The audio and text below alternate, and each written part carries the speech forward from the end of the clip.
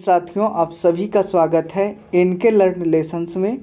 आज हम लोग घटना चक्र इतिहास के अध्याय वैदिक काल से संबंधित महत्वपूर्ण एमसीक्यू प्रश्नोत्तर को देखेंगे, साथ में उसकी व्याख्या को भी हम लोग देखेंगे। तो आइए बिना किसी देर किए इस वीडियो को शुरू करते हैं। प्रश्न संख्या 1, आर्य शब्द इंगित करता है। ऑप्शन ए है नृजाति समूह को, गलत है। यायावरी जन को, ये भी गलत है। भाषा समूह को, ये भी गलत है। तो इसका आंसर हो जाएगा ऑप्शन डी, श्रेष्ठ वंश को। आर्य प्राचीन भारत यूरोपीय एवं प्राचीन ईरानी भाषा बोलने वालों के लिए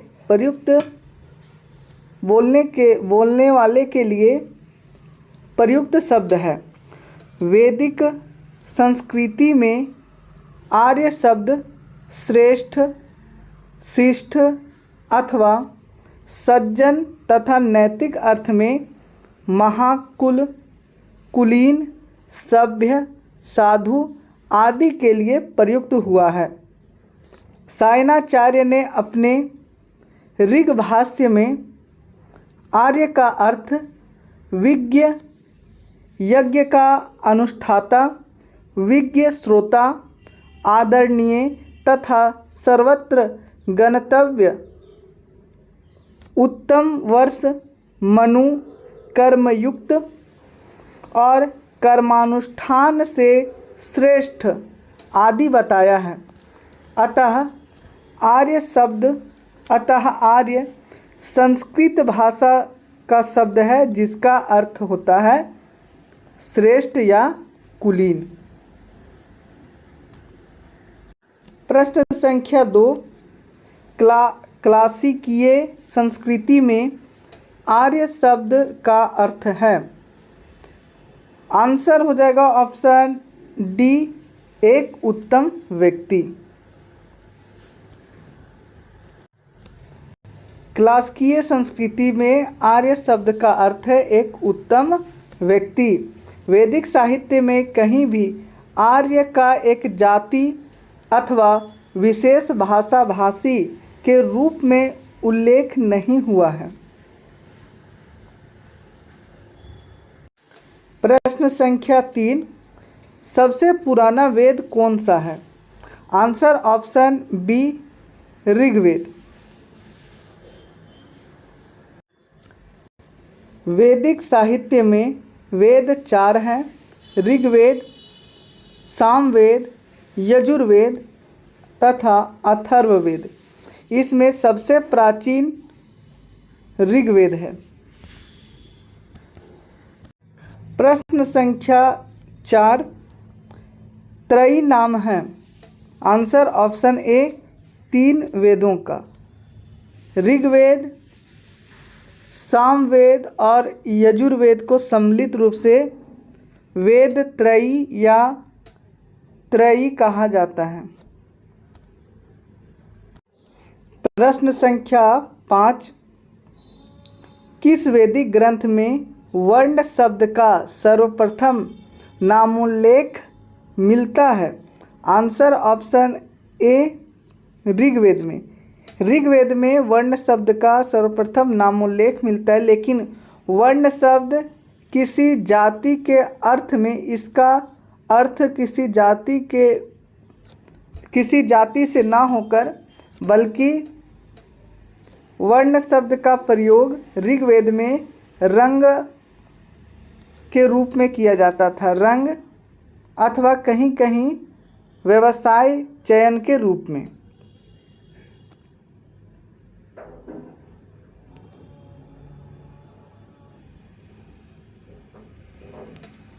वर्ण शब्द का प्रयोग होता था, वही यहाँ लिखा गया है। वर्ण शब्द का सर्वप्रथम उल्लेख ऋग्वेद में मिलता है। ऋग्वेद में वर्ण शब्द रंग के अर्थ में तथा कहीं कहीं व्यवसाय चयन के अर्थ में प्रयुक्त हुआ है। आर्यों को गौरवर्ण तथा दासों को कृष्ण वर्ण का कहा जाता था। ऋग्वेद के 10वें मंडल के पुरुष सूक्त में सर्वप्रथम शूद्र शब्द मिलता है और इसी मंडल में बताया गया है, इसी मंडल के पुरुष सूक्त में बताया गया है कि विराट पुरुष के विभिन्न अंगों से 4 वर्णों का जन्म हुआ है, उत्पत्ति हुई है। ब्राह्मण, क्षत्रिय, वैश्य, शूद्र। ब्राह्मणों की उत्पत्ति मुख से हुई है, क्षत्रियों की उत्पत्ति भुजाओं से, वैश्य की जंघाओं से और शूद्र की उत्पत्ति पैर से हुई है। तो इस तरह से इसमें 10वें मंडल के पुरुष सूक्त में बताई गई है। प्रश्न संख्या 6, वर्ण व्यवस्था से संबंधित पुरुष सूक्त मूलतः पाया जाता है। किसमें पाया जाता है पुरुष सूक्त? तो ऋग्वेद के 10वें मंडल में पुरुष सूक्त है। प्रश्न संख्या 7 सुमीलित कीजिए। ऋग्वेद में मिलता है ईश्वर महिमा, बलिदान विधि यजुर्वेद में, अथर्ववेद में औषधि प्रयोग और आमजन के बारे में जानकारी मिलती है। वही जो सामवेद है इसमें संगीत मिलता है, सा रे ग म प ध नि सा, जो 7 स्वर है ये सामवेद में ही मिलता है और इसे भारतीय संगीत का जनक भी कहा जाता है सामवेद को। और साम का अर्थ भी गायन होता है, गान होता है। व्याख्या देखें तो इसमें है अथर्ववेद औषधि से संबंधित है। ऋग्वेद में ईश्वर महिमा, देवताओं की स्तुति, यजुर्वेद में कर्मकांड, बलिदान विधि तथा सामवेद में संगीत का विस्तृत उल्लेख मिलता है। प्रश्न संख्या 8, सूची 1 को सूची 2 से सुमीलित कीजिए एवं नीचे दिए गए कूट की सहायता से सही उत्तर चुनिए। ऋग्वेद में स्रोत एवं प्रार्थनाएं हैं। यजुर्वेद में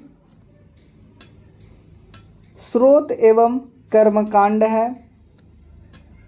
सामवेद में संगीतमय स्रोत है और अथर्ववेद में तंत्र मंत्र एवं वशीकरण, जादू टोना, आमजन इत्यादि के विश्वासों और अंधविश्वासों के बारे में जानकारियां देता है अथर्ववेद। ऋग्वेद में स्रोत एवं प्रार्थनाएं हैं। इसमें कुल 1028 सूक्त, 10,552 ऋचाएँ या मंत्र या श्लोक हैं। यजुर्वेद में स्रोत एवं कर्मकांड वर्णित है। सामवेद के पद गेय रूप में हैं। संगीतमय स्रोत है जिसको गाने वाले पुरोहित को उद्गाता कहा जाता था। अथर्ववेद में कुल 20 अध्याय, 730 सूक्त एवं तंत्र मंत्र वशीकरण के संदर्भ में साक्ष्य प्राप्त होता है। प्रश्न संख्या 9, निम्नलिखित चारों वेदों में से किस एक से जादुई माया और वशीकरण का वर्णन है? आंसर हो जाएगा इसका अथर्ववेद। आंसर हो जाएगा इसका अथर्ववेद। Atharvaveda option C.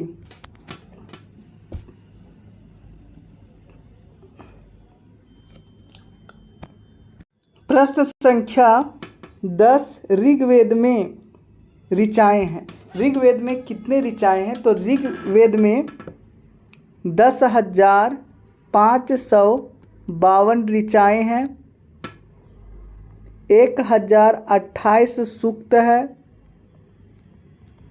सूक्त है और 10 मंडल हैं। 10 मंडल हैं।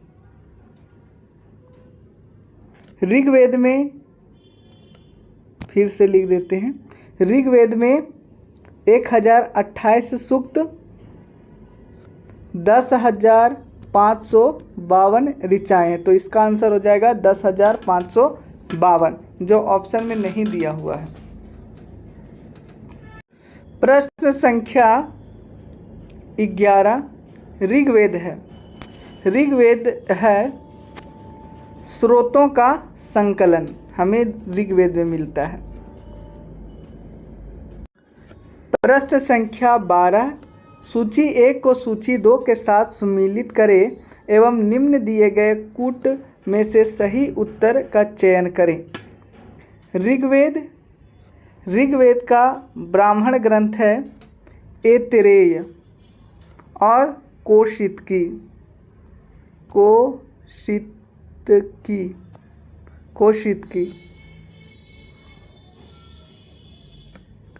सामवेद का ब्राह्मण ग्रंथ है पंचविश और षड्विश। अथर्ववेद का ब्राह्मण ग्रंथ है गोपथ और यजुर्वेद का ब्राह्मण ग्रंथ है शतपथ और Taittiriya.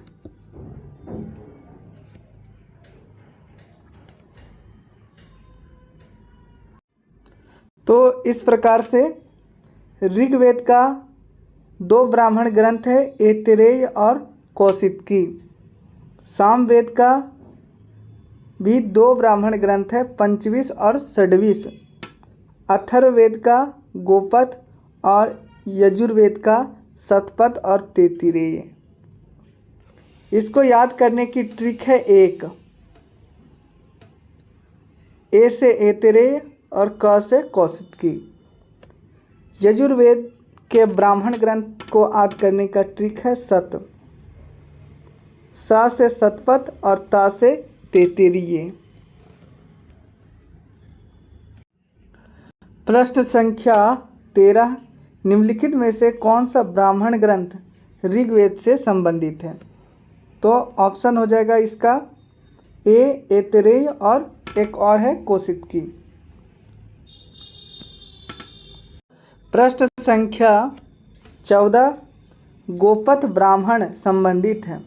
Answer option C Atharvaveda से। गोपथ ब्राह्मण अथर्ववेद से संबंधित है। प्रश्न संख्या 15, ऋग्वेद का कौन सा मंडल पूर्णतः सोम को समर्पित है? तो आंसर ऑप्शन सी नवा मंडल, और सोम के लिए 200 ऋचाएँ ऋग्वेद में मिलता है। 200 ऋचाएँ इनको अर्पित है।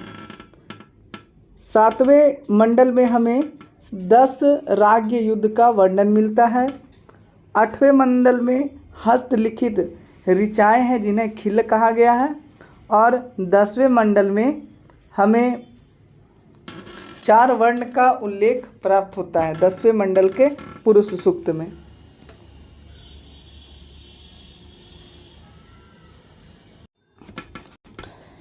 ऋग्वेद में कुल 10 मंडल हैं। इसके 9वें मंडल में 114 सूक्त सोम को अर्पित है।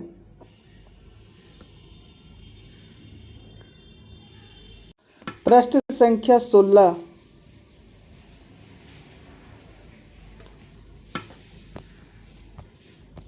प्रश्न संख्या 16, ऋग्वेदिक संहिता का 9वां मंडल पूर्णतः किसको समर्पित है? आंसर ऑप्शन डी सोम और इस पेय पर नामाकृत देवता को। प्रश्न संख्या 17, यज्ञ संबंधी विधि विधानों का पता चलता है। आंसर ऑप्शन डी, यजुर्वेद से। यज्ञ संबंधी विधि विधानों का पता यजुर्वेद से चलता है। यजुर्वेद के दो भाग हैं, शुक्ल यजुर्वेद और कृष्ण यजुर्वेद। शुक्ल यजुर्वेद केवल पद्य में लिखे गए हैं, जबकि कृष्ण यजुर्वेद गद्य और पद्य दोनों में है। प्रश्न संख्या 18, निम्नलिखित में से किसका संकलन ऋग्वेद पर आधारित है। Answer option B, Samaveda.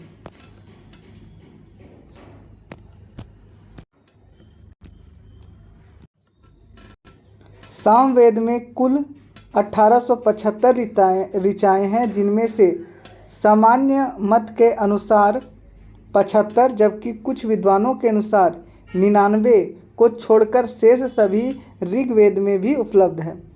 अतः सामवेद का संकलन ऋग्वेद पर आधारित है।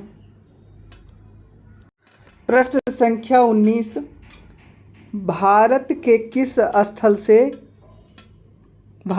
किस स्थल की खुदाई से लौह धातु के प्रचलन के प्राचीनतम प्रमाण मिले हैं। Answer option B, Atranji Kheda से, लगभग 1000 ईसा पूर्व के लगभग। अहिछत्र, अतिरंजी खेड़ा, आलमगीरपुर, मथुरा, रोपड़, श्रावस्ती, काम्पिल्य आदि स्थलों की खुदाइयों से लोहयुगीन संस्कृति के अवशेष प्राप्त हुए हैं। अतिरंजी खेड़ा से लौह धातु मल तथा धातु शोधन में प्रयुक्त होने वाली भट्ठियाँ मिली हैं, जिनसे यह संकेत मिलता है कि यहाँ लौह धातु को गलाने का कार्य स्थानीय रूप से होता था। प्रश्न संख्या 20, उपनिषद पुस्तकें हैं दर्शन पर आधारित। संख्या 108, जिसमें 13 प्रामाणिक माने जाते हैं। उपनिषद को वेदांत भी कहा जाता है। प्रश्न संख्या 21, उपनिषदों का मुख्य विषय है। आंसर ऑप्शन बी, दर्शन। प्रश्न संख्या 22, निम्नलिखित में से किस एक वैदिक साहित्य में मोक्ष की चर्चा मिलती है। आंसर ऑप्शन डी, उपनिषद में। उपनिषद का शाब्दिक अर्थ होता है गुरु के समीप बैठकर ज्ञान प्राप्त करना। मोक्ष शब्द का सर्वप्रथम प्रयोग या उल्लेख उपनिषद में हुआ है और यह श्वेताश्वर उपनिषद में पहली बार आया है। यह शब्द मोक्ष शब्द, तो ये याद रखना जरूरी है। श्वेताश्वर उपनिषद में सर्वप्रथम मोक्ष शब्द प्रयुक्त हुआ है।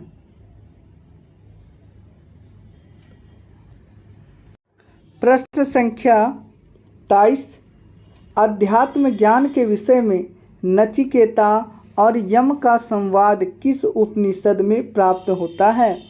आंसर ऑप्शन सी, कठोपनिषद में। कठोपनिषद में यम और नचिकेता का संवाद उल्लिखित है। इसमें आचार्य यम ने नचिकेता को उपदेश दिया है, न इस आत्मा का कभी जन्म होता है और न इसकी कभी मृत्यु होती है।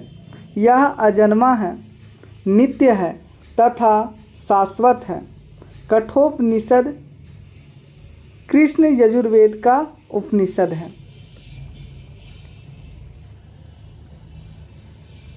प्रश्न संख्या 24, नचिकेता आख्यान का उल्लेख मिलता है। आंसर ऑप्शन सी, कठोपनिषद में। प्रश्न संख्या 25, उपनिषद काल के राजा अश्वपति शासक थे। कहाँ के शासक थे अश्वपति? तो आंसर ऑप्शन बी, केकई के। उपनिषदों में वर्णित राजाओं में विदेह के राजा जनक, पांचाल के राजा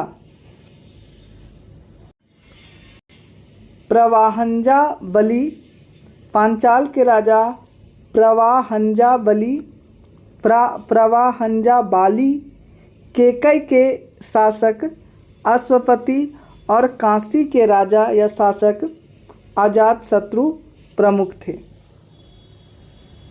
विदेह के राजा जनक, पांचाल के राजा प्रवाहंजा बाली, केकई के राजा अश्वपति और काशी के राजा अजातशत्रु थे।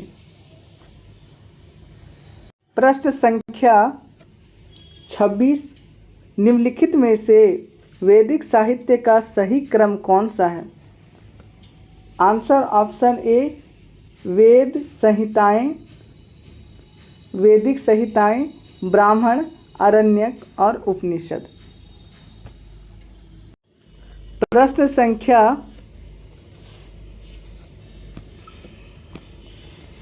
संख्या 27, आरंभिक वैदिक साहित्य में सर्वाधिक वर्णित नदी है। सर्वाधिक वर्णित नदी है सिंधु। ऋग्वेद के नदी सूक्त में हमें 21 नदियों का उल्लेख प्राप्त होता है, जिसमें से 4 नदी का उल्लेख 4 नदी अफ़गानिस्तान की है। अफ़गानिस्तान की 4 नदियों का भी इसमें उल्लेख मिलता है। साथ में गंगा का उल्लेख एक बार, यमुना नदी का उल्लेख 3 बार और सर्वाधिक उल्लेख सिंधु नदी का। सबसे पवित्र नदी वैदिक साहित्य में सरस्वती नदी को माना गया है।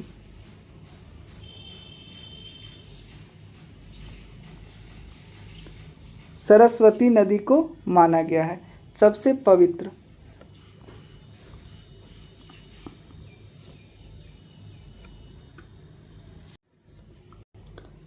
सिंधु नदी ऋग्वेद काल की सर्वाधिक महत्वपूर्ण नदी थी। इस कारण इसका उल्लेख ऋग्वेद में सर्वाधिक बार हुआ है। सिंधु नदी को इसके आर्थिक महत्व के कारण हिरण्यनी कहा जाता था। प्रश्न संख्या 28, वैदिक नदी अस्किनी की पहचान निम्नांकित नदियों में से किस एक के साथ की जाती है? तो अस्किनी चेनाब, विपाशा व्यास को कहा गया था, पुरुषनी रावी नदी को और वितस्ता झेलम नदी को कहा जाता था ऋग्वैदिक काल में। तो इसका आंसर हो जाएगा ऑप्शन सी, चेनाब। अब थोड़ा सा देख लेते हैं कि ऋग्वैदिक काल की नदियाँ और उनका प्राचीन नाम क्या था और उनका आधुनिक नाम क्या है। अस्किनी चेनाब नदी को कहा जाता था, विपाशा व्यास नदी को कहा जाता था, पुरुषनी रावी नदी को कहा जाता था, वितस्ता झेलम नदी को कहा जाता था, कुंभा काबुल नदी को कहा जाता था, कुर्रम नदी को कहा जाता था, गोमती गोमल नदी को कहा जाता था। सुवास्तु स्वात नदी को कहा जाता था। वहीं सदानीरा गंडक नदी को कहा जाता था। सतुद्री सतलज नदी को और दृश्यद्वती घग्घर नदी को कहा जाता था। इस प्रकार से ऋग्वैदिक काल में नदियों के प्राचीन नाम और उनके अभी आधुनिक नाम क्या है वो हमने देख लिया। प्रश्न संख्या 29, ऋग्वेद में निम्नलिखित में से किन नदियों का उल्लेख अफगानिस्तान के साथ आर्यों के संबंध का सूचक है? आंसर ऑप्शन हो जाएगा सी, कुंभा या कुर्मू। कुंभा का वर्तमान नाम काबुल और कुर्मू का वर्तमान नाम कुर्रम नदी है। ऋग्वेद में उल्लिखित कुंभा काबुल, कुर्मू कुर्रम, गोमती गोमल एवं सुवास्तु स्वात नदी अफगानिस्तान में बहती थी। इन नदियों के उल्लेख से स्पष्ट होता है कि आर्य का अफगानिस्तान के साथ गहन संबंध था। प्रश्न संख्या 30, वैदिक नदी कुंभा का स्थान कहाँ निर्धारित होना चाहिए? ऑप्शन ए अफगानिस्तान में। अफगानिस्तान में कुर्मू और कुंभा, गोमल, सुवास्तु। प्रश्न संख्या 31, सूची 1 को सूची 2 से सुमेलित कीजिए तथा सूचियों के नीचे दिए गए कुट से सही उत्तर का चयन कीजिए। वैदिक नदियाँ और उनके आधुनिक नाम।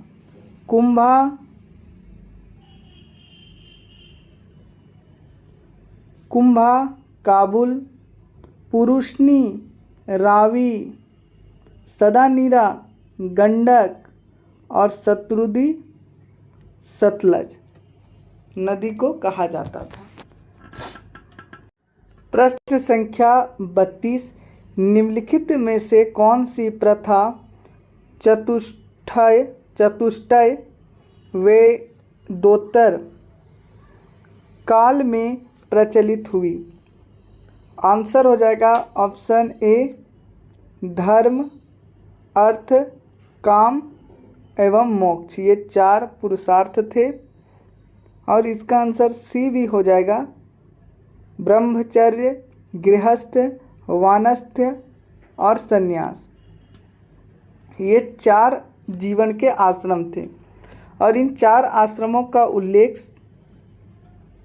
जाबालोपनिषद में मिलता है। चारों पुरुषार्थ धर्म, अर्थ, काम एवं मोक्ष की अवधारणा वैदिक काल में नहीं थी। मोक्ष की अवधारणा पहली बार उपनिषद, और कौन सा उपनिषद? श्वेताश्वर उपनिषद में मोक्ष शब्द का सबसे पहली बार उल्लेख हुआ है। उसी प्रकार 4 आश्रम ब्रह्मचर्य, गृहस्थ, वानस्थ और संन्यास का उल्लेख कौन से उपनिषद में? तो जाबालोपनिषद,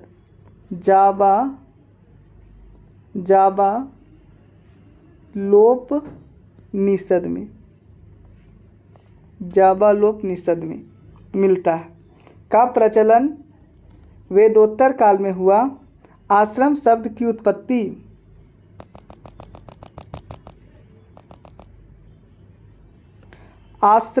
की उत्पत्ति श्रम धातु से हुई है।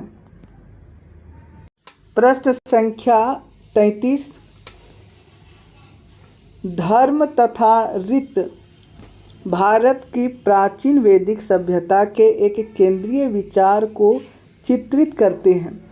इस संदर्भ में निम्नलिखित कथनों पर विचार कीजिए। कथन 1, धर्म व्यक्ति के दायित्वों एवं स्वयं तथा दूसरों के प्रति व्यक्तिगत कर्तव्यों की संकल्पना था। सही है। दूसरा कथन है, रीत मूलभूत नैतिक विधान था जो सृष्टि और उससे अंतर्निहित सारे तत्वों के क्रियाकलापों को संचालित करता था। ये भी सही है। इस तरह से इसका आंसर हो जाएगा ऑप्शन सी। वरुण देवता को वैदिक सभ्यता में नैतिक व्यवस्था का प्रधान माना जाता था। इस कारण उन्हें ऋतस्य गोप भी कहा जाता था। प्रश्न संख्या 34। भारतीय संस्कृति के अंतर्गत ऋत का अर्थ है। आंसर ऑप्शन ए प्राकृतिक नियम। प्रश्न संख्या 35 देखने से पहले इसकी व्याख्या देख लेते हैं। ऋग्वेद में हमें धर्म के अतिरिक्त दूसरा शब्द ऋत मिलता है। सभी देवताओं का संबंध ऋत विश्व की नैतिक एवं भौतिक व्यवस्था से माना गया है। ऋग्वेद में इसका वर्णन है। सृष्टि के आदि में सर्वप्रथम ऋत की उत्पत्ति हुई थी। ऋत के द्वारा विश्व में सुव्यवस्था तथा प्रतिष्ठा स्थापित होती है। यह विश्व की व्यवस्था का नियामक है। प्रश्न संख्या 35। निम्नलिखित वैदिक देवताओं में किसे पुरोहित माना गया है या माना गया था। वैदिक संहिताओं में किसे उनका पुरोहित माना जाता था। Answer option B Brihaspati. Brihaspati को पुरोहित माना जाता था और इन्हें सृष्टि के पालनकर्ता के रूप में भी जाना जाता था बृहस्पति को। प्रश्न संख्या 36। निम्नलिखित में से कौन सी वह ब्रह्मवादिनी थी जिसने कुछ वेद मंत्रों की रचना की थी। Answer option A Lopamudra. Rigveda में हमें वैदिक संहिताओं में हमें विदुषी स्त्रियों का उल्लेख मिलता है जिन्होंने वैदिक मंत्रों की रचना की थी, जिसमें अपाला, घोषा, विश्ववारा, लोपामुद्रा आदि थी। लोपामुद्रा ऋषि अगस्त की पत्नी थी। प्रश्न संख्या 37। ऋग्वैदिक काल में निष्क शब्द का प्रयोग एक आभूषण के लिए होता था, किंतु परवर्ती काल में इसका प्रयोग इस अर्थ में हुआ। किस अर्थ में हुआ? आंसर हो जाएगा ऑप्शन डी सिक्के के अर्थ में परवर्ती काल में निष्क का प्रयोग होने लगा। निष्क शब्द का प्रयोग होने लगा। प्रश्न संख्या 38। ऋग्वैदिक काल में निष्क किस अंग का आभूषण था? आंसर ऑप्शन बी गला का। गला का आभूषण होता था निष्क। ऋग्वैदिक काल में निष्क गले में पहना जाने वाला एक प्रकार का हार था। साथ ही निष्क वैदिक काल में विनिमय का एक माध्यम भी था। प्रश्न संख्या 39। प्राचीन भारत में निशाका जाने जाते थे। आंसर हो जाएगा इसका ऑप्शन ए स्वर्ण आभूषण के रूप में। बौद्ध जातक में 3 प्रकार के स्वर्ण सिक्कों का उल्लेख मिलता है। प्रथम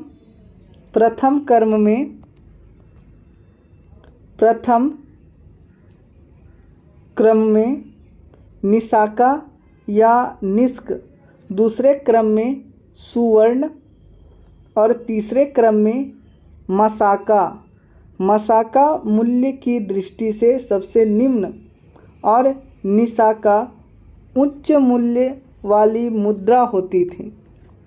निशाका सबसे उच्च मूल्य वाली मुद्रा होती थी और मसाका निम्न मूल्य की मुद्रा होती थी, सबसे निम्न होती थी। प्रश्न संख्या 40। बोगज कोई महत्वपूर्ण है क्योंकि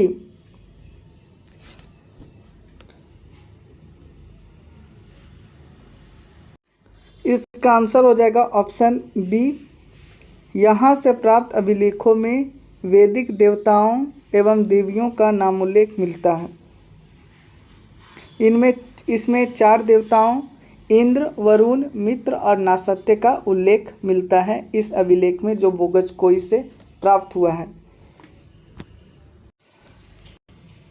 एशिया माइनर में स्थित बोगज कोई से 14वीं शताब्दी ईसा पूर्व के अभिलेख में ऋग्वैदिक काल के देवताओं इंद्र, वरुण, मित्र और नासत्य का उल्लेख मिलता है, जिससे ज्ञात होता है कि वैदिक आर्य ईरान से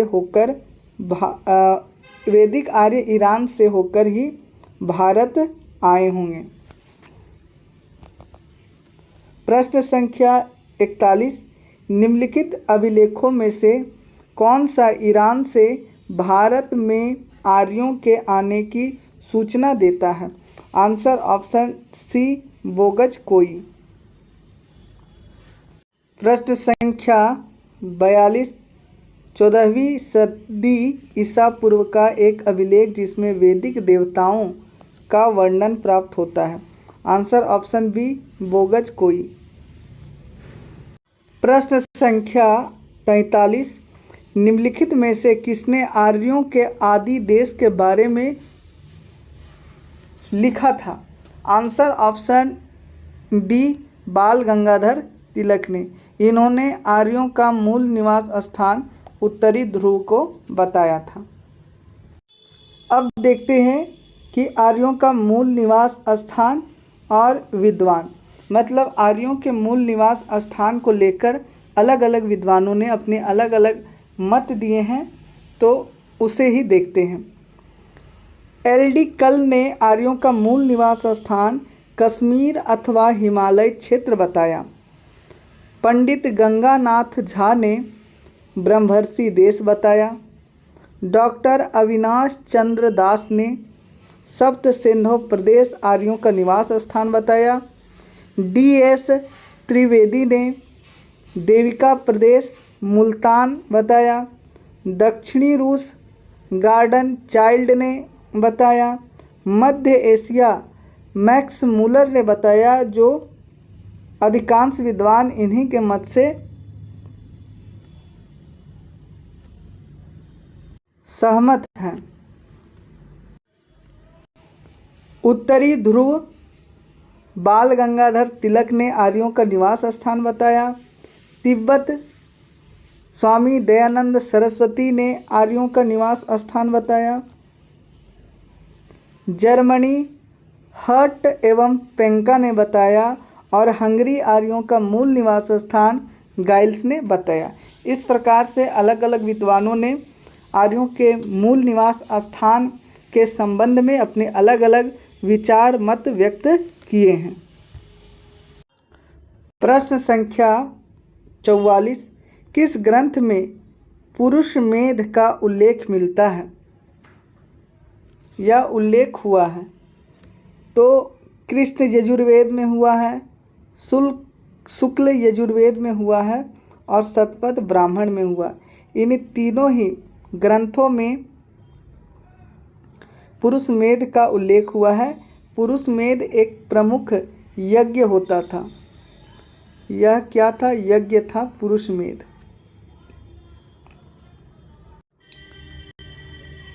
पुरुष मेध एक प्रमुख यज्ञ है।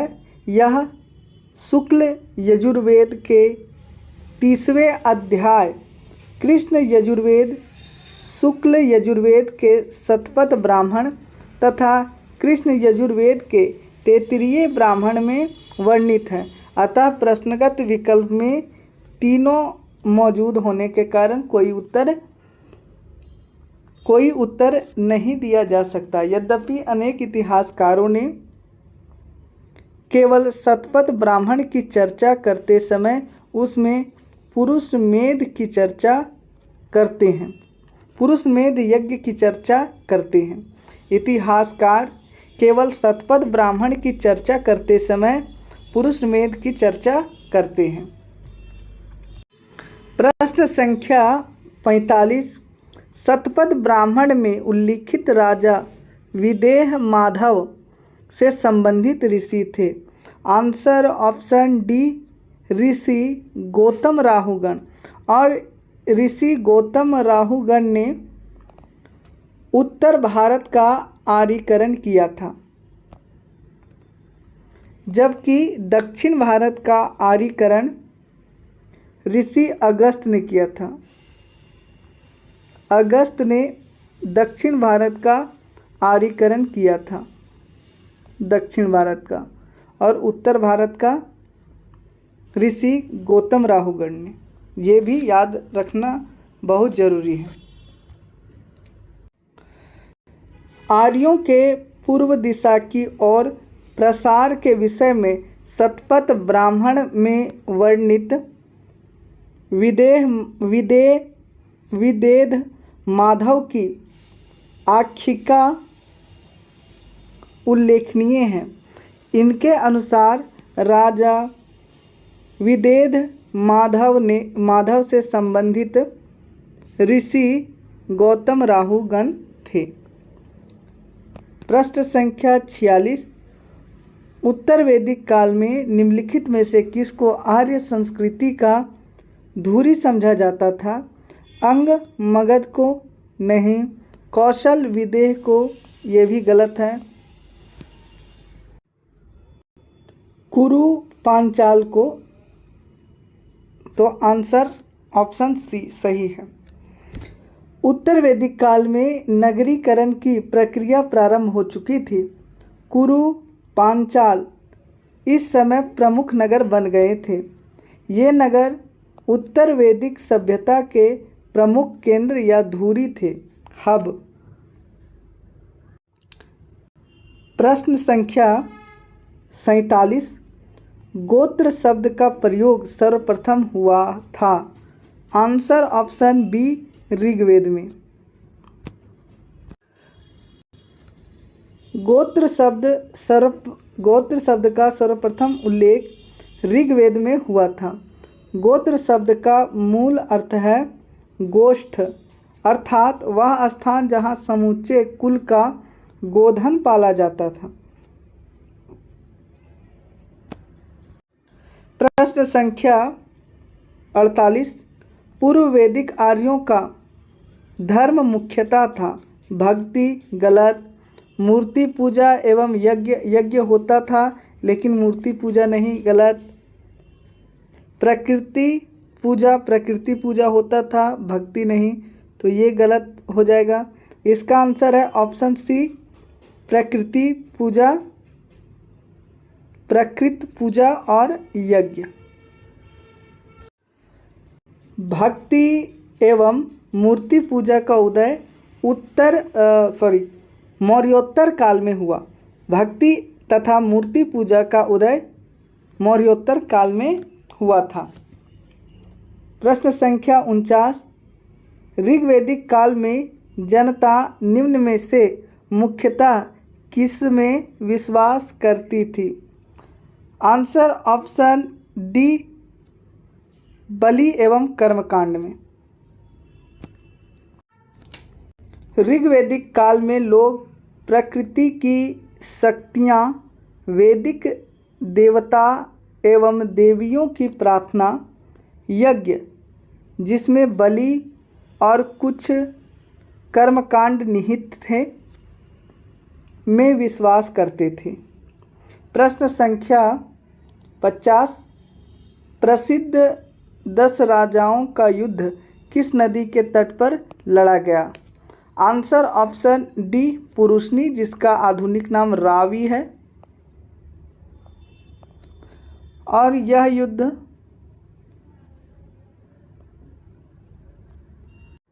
और यह युद्ध आर्यों और अनार्यों के बीच लड़ा गया था, जिसमें आर्यों के नेता सुदास थे, वो विजय हुए थे। पुरुष्णी या रावी नदी पर जो युद्ध हुआ था, 10 राग युद्ध, इसका उल्लेख ऋग्वेद के 7वें मंडल में हमें मिलता है। ऋग्वेद के 7वें मंडल में इसका उल्लेख हुआ है, 10 राज्य युद्ध का उल्लेख। प्रश्न संख्या 51। ऋग्वेद में उल्लिखित प्रसिद्ध 10 राजाओं का युद्ध किस नदी के किनारे लड़ा गया था? पुरुष्णी या रावी नदी के तट पर। प्रश्न संख्या 52। निम्न में से किस नदी को ऋग्वेद में मतेत्मा, देवीत्मा एवं नदीत्मा संबोधित किया गया है? नदीत्मा कहकर संबोधित किया गया, वह है सरस्वती नदी, जो सबसे पवित्र थी।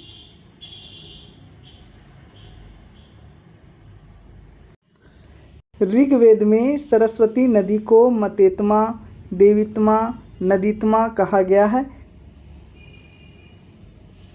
अर्थात सबसे अच्छी माँ, सबसे अच्छी देवी और सबसे अच्छी नदी। प्रश्न संख्या 53। उस जनजाति का नाम बताएं जो ऋग्वेदिक आर्यों के पंचजन से संबंधित नहीं है। यदु है, पुरु भी है, तुर्वस भी है, लेकिन किक्कट नहीं था। तो इसका आंसर हो जाएगा ऑप्शन डी, किक्कट। ऋग्वेदिक आर्यों के पंचजन में यदु, द्रुह्यु, पुरु, अनु, तुर्वस शामिल थे। किक्कट इनसे संबंधित नहीं है। प्रश्न संख्या 54। प्राचीन काल में आर्यों के जीविकोपार्जन का मुख्य साधन था?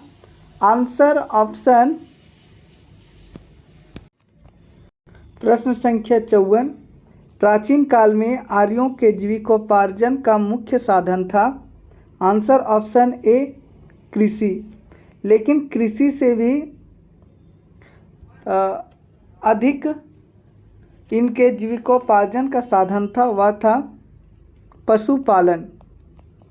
पशुपालन। ये दोनों जीविकोपार्जन का मुख्य साधन था, जिनमें से सर्वाधिक पशुपालन था, इसके बाद कृषि। आर्य संस्कृति मूलतः पशुपालक और कृषक संस्कृति रही है। ऋग्वेद में कई मंत्रों में कृषि तथा उनके कार्यकलापों का वर्णन है। अच्छी कृषि के लिए वर्षा की कामना की गई है तथा पशुओं को चराने और पालने का अनेक स्थानों पर वर्णन है। उत्तर वैदिक काल तो कृषि प्रधान संस्कृति ही था, लेकिन ऋग्वेदिक काल में दोनों होता था, जिसमें प्रमुख पशुपालन था। प्रश्न संख्या 55।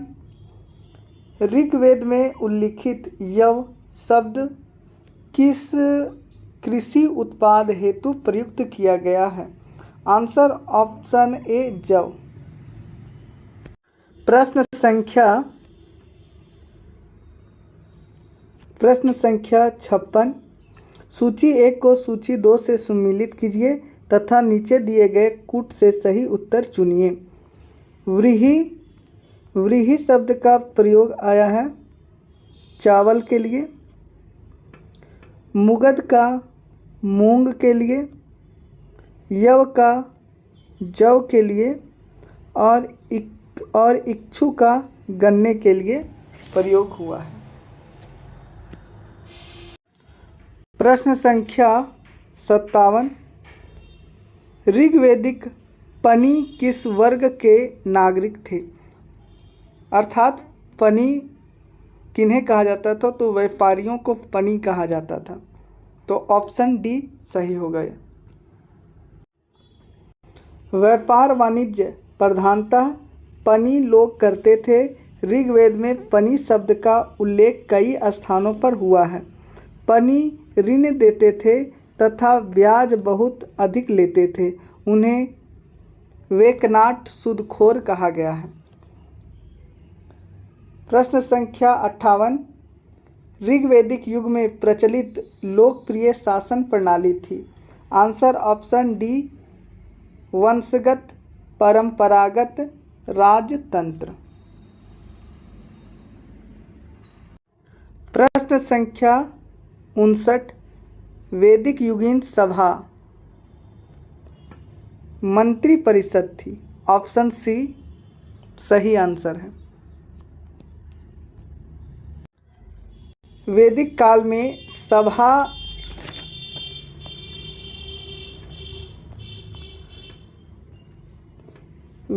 काल में सभा एवं समिति नामक दो संस्थाएं राजा की निरंकुशता पर नियंत्रण रखती थी।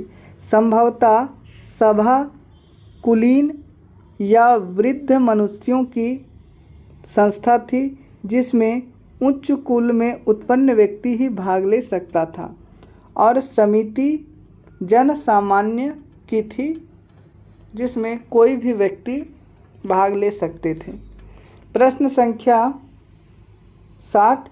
किस वेद में सभा और समिति को प्रजापति की दो पुत्रियां कहा गया है?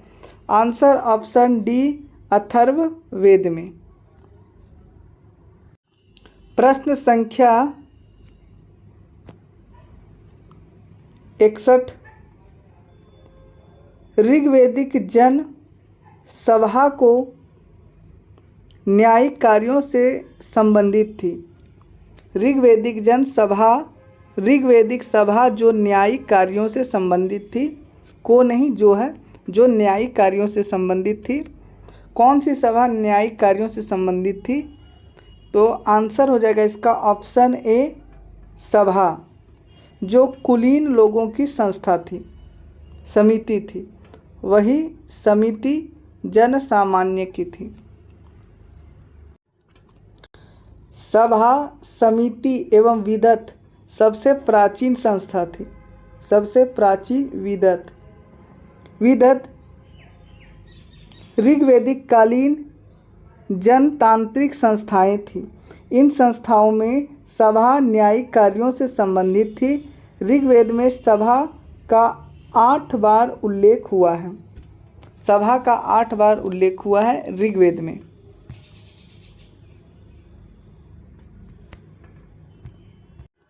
प्रश्न संख्या 62। आयुर्वेद अर्थात जीवन का विज्ञान का उल्लेख सर्वप्रथम मिलता है। आंसर ऑप्शन डी अथर्ववेद में। अथर्ववेद में सामान्य मनुष्यों के विचार तथा अंधविश्वासों का विवरण मिलता है। इसमें विविध विषयों यथा रोग निवारण, समन्वय, राजभक्ति, विवाह तथा प्रणय गीतों आदि के विवरण सुरक्षित हैं। प्रश्न संख्या 63।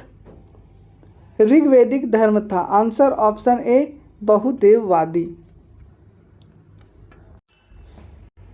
ऋग्वेद में हमें प्रथम दृष्टया बहुदेववाद के दर्शन मिलते हैं। मतलब ऋग्वेद में हमें सबसे पहले बहुदेववाद के दर्शन मिलते हैं। आर्य विभिन्न देवताओं के अस्तित्व में विश्वास करते थे। मुख्य वैदिक देवताओं को 3 वर्गों में बांटा गया था। धूस्थान अर्थात आकाश के देवता, दूसरे अंतरिक्ष के देवता और तीसरे पृथ्वी के देवता। इन देवताओं की स्तुति करते समय वैदिक ऋषि जब किसी देवता की स्तुति करते हैं, उसे ही प्रमुख या श्रेष्ठ देवता कहते हैं। इसे एकैक्यवाद भी कहा जाता है। इसके अलावा ऋग्वेद में एक सत विप्रा बहुधा वदंती कहकर एकेश्वरवाद का भी समर्थन किया गया है। ऋग्वेद के एकेश्वरवाद में अद्वैतवाद, सर्वदेवतावाद, बहुदेवतावाद की दृष्टि समाहित है, किंतु वेदों का यह एक देवतावाद आधुनिक ईश्वरवाद के स्वरूप से अलग है। प्रश्न संख्या 64। सर्वाधिक ऋग्वेदिक सूक्त समर्पित है। आंसर ऑप्शन बी इंद्र को। इंद्र को 250 सूक्त, वहीं अग्नि को 200 सूक्त समर्पित है।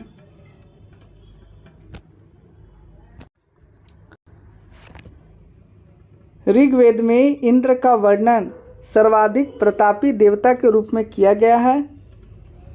250 सूक्त इन्हें समर्पित हैं। यह ऋग्वेदिक काल में सर्वाधिक प्रिय देवता था।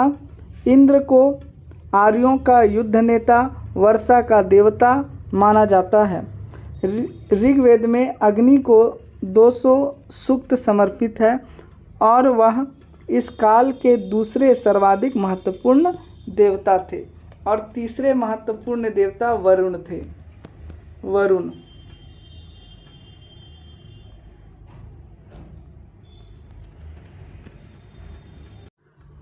प्रश्न संख्या 65।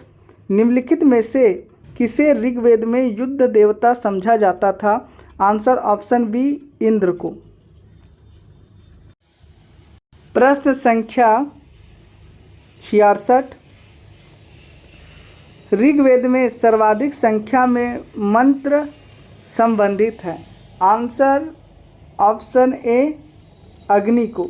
अग्नि को 200 और इंद्र को 250।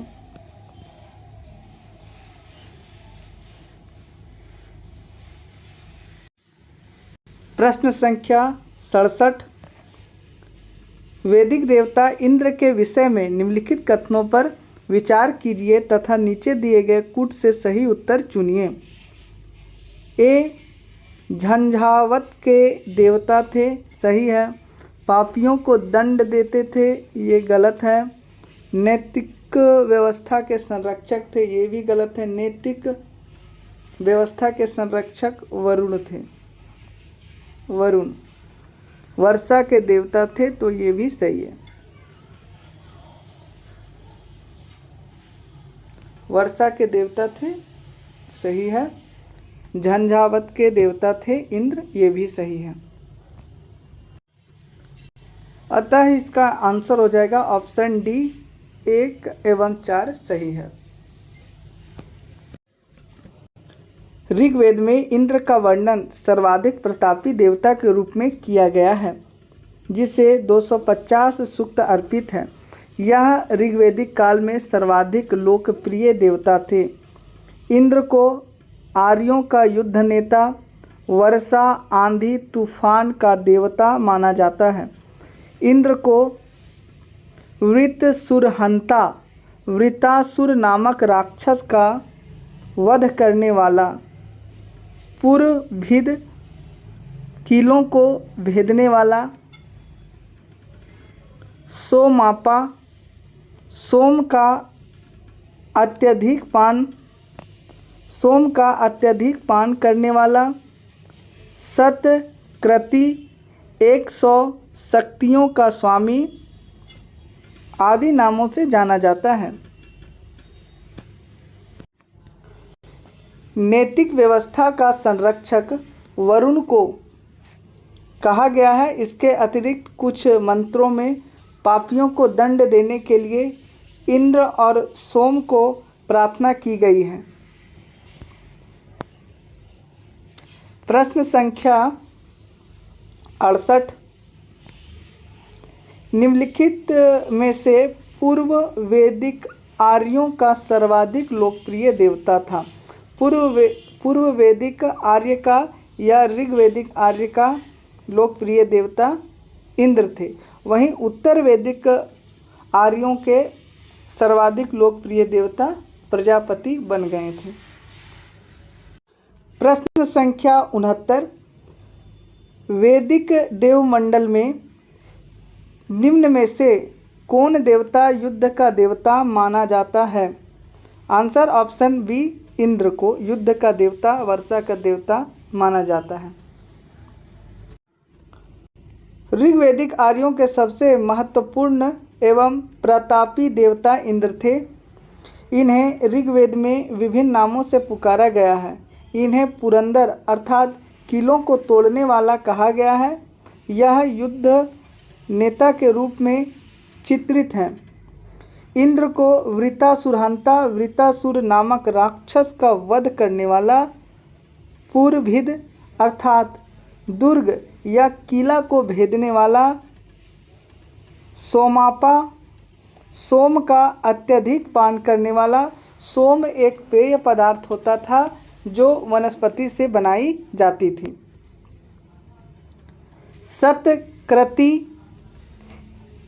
सतक्रति का अर्थ है 100 शक्तियों का स्वामी। मधवान, दानी आदि नामों से इंद्र को पुकारा गया है। प्रश्न संख्या 70, 800 से 600 ईसा पूर्व का काल किस युग से जुड़ा है? आंसर ऑप्शन ए ब्राह्मण युग से। 800 से 600 ईसा पूर्व का काल ब्राह्मण ग्रंथों के प्रणयन युग से जुड़ा है, अतः इसे ब्राह्मण युग कहा जाता है। प्रायः 7वीं या 6ठी शताब्दी ईसा पूर्व से लेकर 3री शताब्दी ईसा पूर्व तक का समय सूत्रकाल के अंतर्गत आता है। इसे सूत्रकाल कहा जाता है। प्रश्न संख्या 71, गायत्री मंत्र किस पुस्तक में मिलता है? आंसर ऑप्शन सी, ऋग्वेद में। ऋग्वेद के 3रे मंडल में हमें गायत्री मंत्र मिलता है, जिसकी रचना विश्वामित्र ने किया था।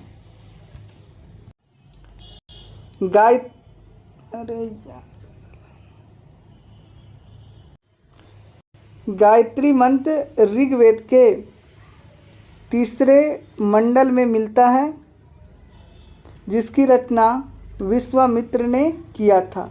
यह सविता सूर्य नामक देवता को समर्पित है। प्रश्न संख्या 72, गायत्री मंत्र के नाम से प्रसिद्ध मंत्र सर्वप्रथम किस ग्रंथ में मिलता है? आंसर ऑप्शन सी, ऋग्वेद में मिलता है। ऋग्वेद के 3रे मंडल में। रचनाकार विश्वामित्र, सूर्य देवता सविता को समर्पित है। प्रश्न संख्या 73, गायत्री मंत्र की रचना किसने की थी? आंसर ऑप्शन बी, विश्वामित्र ने। प्रश्न संख्या 74, सर्ग, प्रतिसर्ग, वंश, मनवंतर और वंशानुचरित संकेतक हैं। आंसर ऑप्शन बी, पुराणों के। पुराणों में 5 प्रकार के विषयों का वर्णन सिद्धांततः इस प्रकार है: सर्ग, प्रतिसर्ग, वंश, मनवंतर तथा वंशानुचरित। सर्ग बीज या आदि सृष्टि का पुराण है। प्रतिसर्ग प्रलय के बाद की पुनर्सृष्टि को कहते हैं। वंश देवताओं या ऋषियों के वंश वृक्ष का वर्णन है। मनवंतर में कल्प के महायुगों का वर्णन है। वंशानुचरित पुराणों में वे अंग हैं जिनसे राजवंशों की तालिकाएं दी हुई है और राजनीतिक अवस्थाओं, कक्षाओं तथा घटनाओं के वर्णन हैं। प्रश्न संख्या 75 पुराणों की संख्या है। Answer option D 18।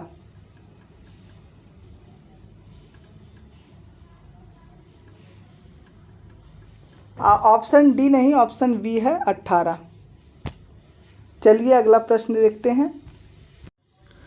पुराणों की संख्या 18 है, जिसकी रचना लोमहर्ष तथा इनके पुत्र उग्रश्रवा ने किया था। प्रश्न संख्या 76 श्रीमद् भगवद गीता मौलिक रूप से किस भाषा में लिखी गई थी? आंसर ऑप्शन ए संस्कृत में। महाभारत को 18 पर्वों में विभाजित किया गया है और इन 18 पर्वों में सबसे महत्वपूर्ण पर्व भीष्म पर्व है। भीष्म पर्व, और इसी भीष्म पर्व में श्रीमद् भगवद गीता है। श्रीमद् भगवद गीता भीष्म पर्व में है। प्रश्न संख्या 77 महाभारत मूलतः किस रूप में जानी जाती थी? आंसर ऑप्शन डी जय संहिता। महाभारत के प्रारंभिक रचना काल में 8800 श्लोक थे और इसे जय संहिता के नाम से जाना जाता था। महाभारत का दूसरा संस्करण भारत था, जिसमें श्लोकों की संख्या 2400 थी। वर्तमान महाभारत में 1,00,000 श्लोक प्राप्त हैं। यह इसका अंतिम संस्करण है, जिसे सतसहस्त्री संहिता या महाभारत कहा गया है। प्रश्न संख्या 78 सतसहस्त्री संहिता उपनाम निम्नलिखित में से किस ग्रंथ का है? आंसर ऑप्शन डी महाभारत का। प्रश्न संख्या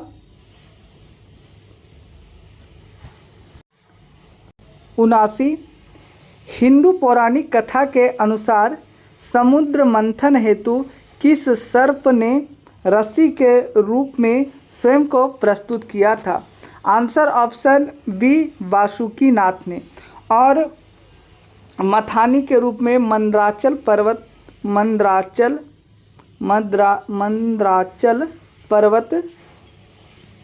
को यूज किया गया था। रस्सी के रूप में वासुकी नाथ को समुद्र मंथन के लिए और मथानी के रूप में मंदराचल पर्वत का उपयोग किया गया था। समुद्र मंथन हेतु मथानी के रूप में मंदराचल पर्वत और रस्सी के रूप में सर्पों के राजा वासुकी का प्रयोग किया गया था। प्रश्न संख्या 80 किस काल में अछूत की अवधारणा स्पष्ट रूप से उद्धृत हुई थी? आंसर ऑप्शन डी धर्मशास्त्र के समय में। धर्मशास्त्रों के समय में अर्थात सूत्र काल में 4 वर्णों ब्राह्मण, क्षत्रिय, वैश्य एवं शूद्र के अतिरिक्त समाज में अन्य अनेक जातियां यथा अंबष्ठ, उग्र, निषाद, मागध, वेदेहक, रथकार आदि का आविर्भाव अनुलोम एवं प्रतिलोम विवाह के फलस्वरूप हो गया। पाणिनि ने 2 प्रकार के शूद्रों का उल्लेख किया है, निर्वसित एवं अनिर्वसित। इसमें पहले प्रकार के शूद्र ही अस्पृश्य माने जाते थे।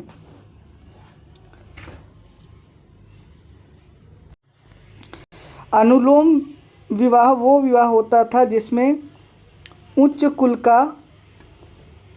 कुल का पुरुष होता था और निम्न कुल की स्त्री होती थी। और जब इन दोनों का विवाह होता था तो इसे अनुलोम विवाह कहा जाता था। वहीं प्रतिलोम विवाह में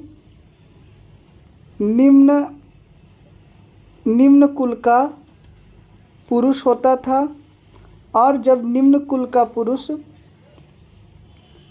उच्च कुल की नारी के साथ विवाह करता था तो उसे प्रतिलोम विवाह कहते थे। प्रश्न संख्या 81, सत्यमेव जयते शब्द किस उपनिषद से लिया गया है? आंसर ऑप्शन ए मुंडकोपनिषद से, जो भारत का राष्ट्रीय वाक्य है। सत्यमेव जयते मुंडकोपनिषद से लिया गया, जिसका अर्थ होता है सत्य की ही विजय होती है। भारत के राज्य चिन्ह पर भी अंकित है। प्रश्न संख्या 82, सत्यमेव जयते कहाँ से लिया गया है? आंसर ऑप्शन डी मुंडकोपनिषद से। प्रश्न संख्या 83, भारतीय प्रतीक पर उत्कीर्ण सत्यमेव जयते लिया गया है मुंडकोपनिषद से। ऑप्शन सी सही है। प्रश्न संख्या 84, अस्तो माँ ज्योतिर्गमया कथन है मूलतः? आंसर ऑप्शन ए उपनिषदों का। अस्तो माँ सद्गमया, तमसो माँ ज्योतिर्गमया, मृत्योर्माँ अमृतम गमया। ये पूरा श्लोक है जो उपनिषद से लिया गया है। प्रश्न 85 को देखने से पहले इसकी व्याख्या देख लेते हैं। 84 प्रश्न की व्याख्या। तमसो माँ ज्योतिर्गमया कथन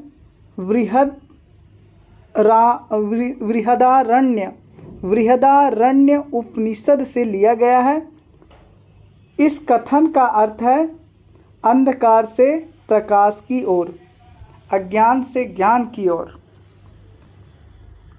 प्रश्न संख्या 85, किस उपनिषद का शाब्दिक अर्थ सफ़ेद घोड़ा है? आंसर ऑप्शन ई इनमें से कोई नहीं। किसी भी उपनिषद का तात्पर्य सफ़ेद घोड़ा नहीं है। श्वेता सवतर उपनिषद का शाब्दिक अर्थ है सफ़ेद घोड़े द्वारा ढोया गया। प्रश्न संख्या 86, सत्यकाम जाबाला की कथा जो अनब्याही माँ होने के लांछन को चुनौती देती है उल्लिखित है। आंसर ऑप्शन सी छंदोग्य उपनिषद में। सत्यकाम जाबाला ऋषि गौतम के शिष्य थे, जिसकी माता का नाम जाबाला था। सत्यकाम जाबाल ऋषि गौतम के शिष्य थे, जिनकी माता का नाम जाबाला था। सत्यकाम जाबाल की कथा जो अनब्याही माँ होने के लांछन को चुनौती देती है, इनकी कथा छंदोग्य उपनिषद में उल्लिखित है। प्रश्न संख्या 87, ऋग्वेद की मूल लिपि है। Answer option D Brahmi. प्रश्न संख्या 88, वैदिक कर्मकांड में होता का संबंध है।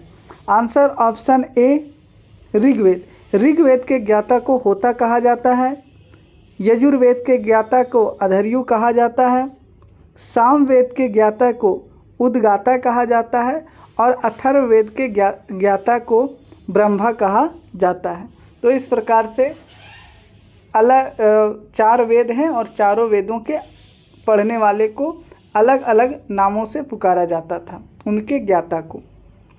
ऋग्वेद के ज्ञाता को होता, यजुर्वेद के ज्ञाता को अधर्यु, सामवेद के ज्ञाता को उद्गाता और अथर्ववेद के ज्ञाता को ब्रह्मा।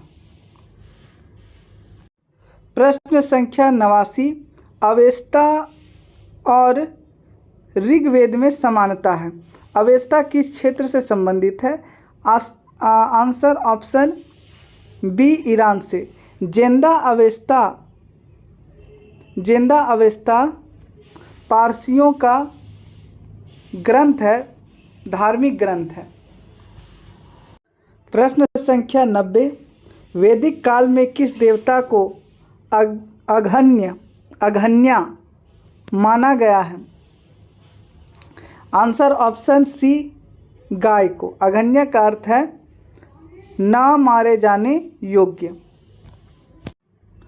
ऋग्वेद में गाय की हत्या करने वाले अथवा उसे घायल करने वाले व्यक्ति को मृत्युदंड अथवा देश निकाला की व्यवस्था वेदों में दी गई है। प्रश्न संख्या 91, ऋग्वेद में अघन्या का प्रयोग हुआ है। आंसर ऑप्शन बी गाय के लिए। गाय सबसे पवित्र पशु मानी जाती थी। प्रश्न संख्या 92, ऋग्वेद में कई परिच्छेदों में प्रयुक्त अघन्य शब्द संदर्भित है। आंसर ऑप्शन सी गाय के लिए। प्रश्न संख्या 93, वैदिक कालीन आर्यों और सिंधु घाटी के लोगों की संस्कृति के बीच अंतर के संबंध में निम्नलिखित कथनों में से कौन से या कौन सा सही है? पहला कथन, वैदिक कालीन आर्य कवच और सिर रास्त्रन हेलमेट का उपयोग करते थे, जबकि सिंधु घाटी सभ्यता के लोगों में इसके उपयोग का कोई साक्ष्य नहीं मिलता। ये सही है। दूसरा कथन है, वैदिक कालीन आर्यों को स्वर्ण, चांदी एवं तांबे का ज्ञान था, जबकि सिंधु घाटी के लोगों को केवल तांबे और लोहे का ज्ञान था। गलत है। सिंधु घाटी के लोगों को लोहे का ज्ञान नहीं था, तांबा, कांसा, सोना, चांदी आदि का था। तीसरा कथन है, वैदिक कालीन आर्यों ने घोड़ों को या घोड़े को पालतू बना लिया था, जबकि इस काल का कोई साक्ष्य नहीं है कि जबकि इस बात का कोई साक्ष्य नहीं है कि सिंधु घाटी के लोग इस पशु को जानते थे। ये भी गलत है, क्योंकि सिंधु घाटी के लोग संभवतः घोड़े से परिचित थे, क्योंकि 3 स्थानों से हमें घोड़े, सिंधु सभ्यता के 3 पुरास्थलों से हमें घोड़े के अवशेष प्राप्त हुए, जिसमें है सुरकोटदा, कालीबंगा और लोथल से। इन 3 स्थानों से हमें घोड़े के साक्ष्य प्राप्त हुए हैं, उसके अस्थि पंजर प्राप्त हुए हैं। तो इस कारण से तीसरा कथन गलत है। इसका सही उत्तर हो जाएगा ऑप्शन ए, क्योंकि ऑप्शन ए ही सही है। ऋग्वेद में कवच वर्म का उल्लेख है तथा संभवतः वैदिक कालीन आर्य लौह एवं स्वर्ण से निर्मित कवच और सिर अस्त्रान हेलमेट का प्रयोग करते थे, जबकि सिंधु सभ्यता के लोगों में इसके उपयोग का कोई साक्ष्य प्राप्त नहीं होता है। सिंधु सभ्यता के स्थलों के उत्खनन से प्राप्त युद्ध संबंधित उपकरण अत्यंत साधारण कोटि के हैं, जो इस बात की ओर संकेत करते हैं कि उन्होंने भौतिक सुख सुविधाओं की ओर ही विशेष ध्यान दिया था। ऋग्वैदिक कालीन आर्यों को स्वर्ण, चांदी और तांबा का ज्ञान था। सिंधु कालीन लोगों को तांबा एवं कांसे का ही ज्ञान था। लोहे का प्रचलन उत्तर भारत में 1000 ईसा पूर्व से 600 ईसा पूर्व जो उत्तर वैदिक काल का समय है मध्य में हुआ। अतः दोनों कथन गलत हैं, कथन 1 और कथन 2। ऋग्वैदिक कालीन आर्यों ने घोड़े को पालतू बना लिया था, जिसकी सहायता से वे युद्धों में विजय प्राप्त करते थे। सिंधु सभ्यता के विभिन्न स्थलों में भी घोड़े के साक्ष्य प्राप्त हुए हैं। यथा मोहनजोदड़ो से मिट्टी की बनी घोड़े की आकृति, लोथल से घोड़े की 3 मृण मूर्तियाँ तथा सुरकोटड़ा से घोड़े की हड्डियाँ प्राप्त हुई हैं। प्रश्न संख्या 94।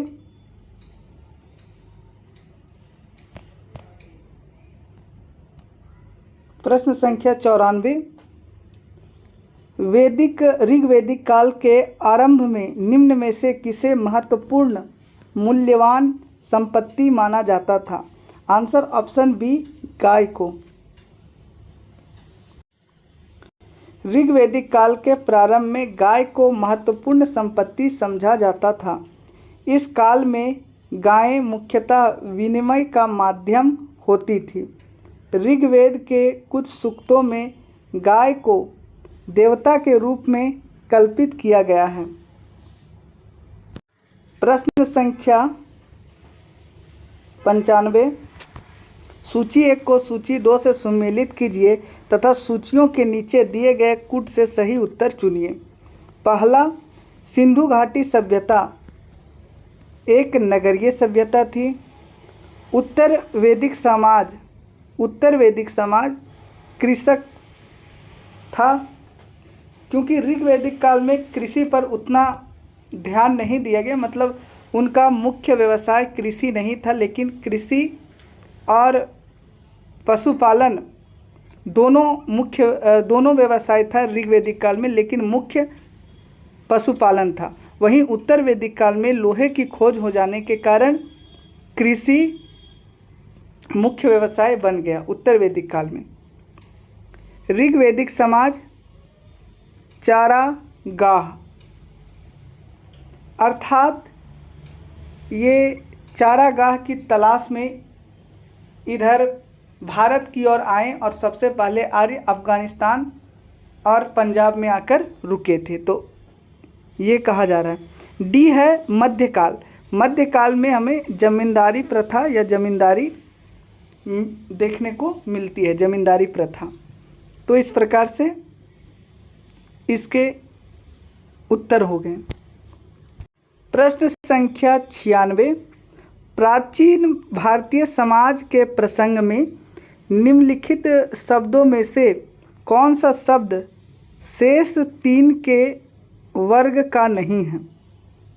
आंसर हो जाएगा ऑप्शन सी, क्योंकि कुल, वंश और गोत्र ये तीनों वर्ग का, मतलब ये तीनों एक ही वर्ग के शब्द हैं। प्राचीन भारतीय समाज के संदर्भ में कुल, वंश और गोत्र परिवार से संबंधित है, जबकि कोष परिवार से संबंधित ना होकर भंडार से संबंधित है। प्रश्न संख्या 97। संस्कारों की कुल संख्या कितनी है? आंसर ऑप्शन डी, 16 संस्कार हैं। संस्कार का शाब्दिक अर्थ परिष्कार, शुद्धता अथवा पवित्रता होता है। गौतम सूत्र में इसकी संख्या 40 मिलती है। मनु ने गर्भाधान से मृत्यु पर्यंत 13 संस्कारों का उल्लेख किया है। बाद की स्मृतियों में इनकी संख्या 16 स्वीकार किया गया है। आज यही प्रचलित है 16 संस्कार। प्रश्न संख्या 98, जीविकोपार्जन हेतु वेद वेदांग पढ़ाने वाला अध्यापक कहलाता था। आंसर ऑप्शन सी, उपाध्याय कहलाता था। वैदिक काल में जीविकोपार्जन हेतु वेद वेदांग पढ़ाने वाला अध्यापक उपाध्याय कहलाता था। आचार्य गुरुकुल की स्थापना करके अपने शिष्यों को पढ़ाता था तथा कोई फीस नहीं लेता था, किंतु शिष्यों के द्वारा दी गई गुरु दक्षिणा स्वीकार कर लेता था। धन्यवाद।